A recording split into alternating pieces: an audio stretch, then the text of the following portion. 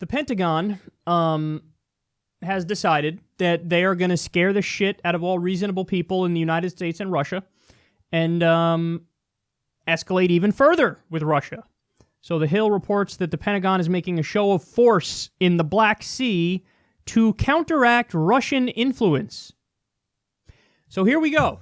See, this is a gigantic story. Nobody's talking about it. And this is why I'm so frustrated.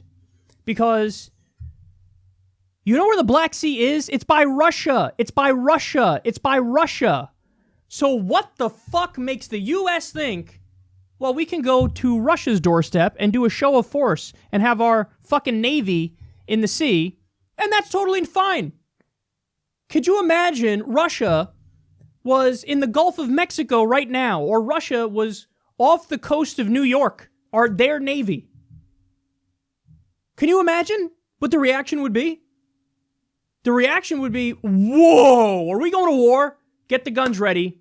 Everybody get the guns ready. Let's fucking get the fighter jets ready. Let's get, our defensive systems up and ready. Maybe do an evacuation of New York because there's Russian fucking boats that are a few miles off the fucking coast.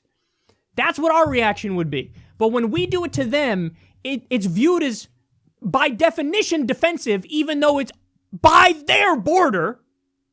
By definition, defensive and totally normal standard operating procedure. You don't fucking get it. We're rolling the dice with World War III. That's not hyperbolic. That's not Kyle's fucking crazy conjecture. When you do a NATO buildup on Russia's border, you do fucking regular, now we have boats all over the place in fucking, right by Russia's border in the sea. You arm Ukrainian rebels. You sanction them like every other day. What do you think's going to happen? You think this will all work out? We just need to be more aggressive and more inflammatory, and then there won't be a reaction in kind. Of course there's going to be. So you keep fucking slowly tumbling towards Armageddon, and the entire time we all act like there's not even a story. There's not even a story here to most people. This isn't even a story. Go turn on CNN. Go turn on MSNBC. The only Russia coverage you're going to get is, oh my God, they're fucking influenced our election. That's all you're going to get because of Twitter trolls. But is anybody having a substantive debate about the how intelligent it is to put our fucking military and our Navy right in the sea, right by their border? Oh, man. And now the fact that I come out here and I say I'm against this, you know what that means, right? People will spin it as, you're pro-Putin. Yeah, I'm pro-Putin in the same way I was pro-Saddam when I thought, hey, not a good idea to go into Iraq. Seems like it's a pretty fucking stupid idea. The argument that was used against the people who said, don't do that, they said, why are you in favor of Saddam? Don't you understand he's a dictator and he does terrible things? I guess you don't think he does terrible things. I guess you don't think he's a dictator. Look at these crazy fucking leftists. Look at these crazy leftists who don't think Saddam's a menace. That's not what we said. We said he's a dictator, he's a menace, and we shouldn't go in and topple him because it's not our place, it's not our business, and he didn't do anything against us. Those are different arguments. But the only way that the other side can win that debate is to just smear us. Lie, straw man, you must be pro-Putin. No, I'm not fucking pro-Putin.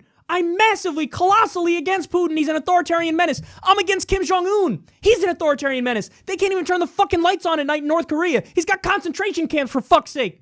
Does that mean we should fucking launch the missiles now and attack them? No, it doesn't mean that. Because we have to be intelligent, number one. And number two, we have to have a standard of when to use violence. My standard is self-defense. Because that's the only standard I can come up with that makes sense. So Russia's not about to attack us. What the fuck are you talking about? They're not about to attack us. Why are you putting our ships in their waters? And you're like, it's so selfish as well. Because it's like playing willy-nilly with the lives of millions of people. Regular people who wake up in the U.S. and go to work and fucking come home and feed their kids. And in Russia, same goddamn thing. And regular people were pawns in a fucking grand scheme of a war and an escalation that's unfolding right in front of our eyes. God damn it. Everybody needs to speak out against this. We're right on Russia's border, and we keep escalating. Now we have our ships in the sea right by them. And as terrible as Vladimir Putin is, and he is, what do you think this is viewed as? Is this viewed as, oh, it's the lovely Americans coming to be, friends with us? No, it's viewed as, oh, you're escalating. You're looking like you want to topple me. What happens when you put somebody in a corner like that? How do they react? How does any human being react when you put them in a corner like that? They lash out. And then if/when Russia lashes out, it'll be painted as, they're obviously the aggressors. Ignore the fact that we've been building up NATO on their border, we arm the Ukrainian rebels, we sanction them nonstop, and now we have fucking our Navy right in the Black Sea by them. It'll still be viewed as, we are 100% defensive by definition, even when we're not. And they are 100% offensive by definition, even when they're not. And then again, the fact that I'm pointing out this fact, people will go, pro-Putin. Well, go ahead. Have your smears and have your straw men all day long, and I hope you have fun with that. But at the end of the day, people see through it. People see through that, and people on the left know what's going on here, and they're fighting back against it valiantly.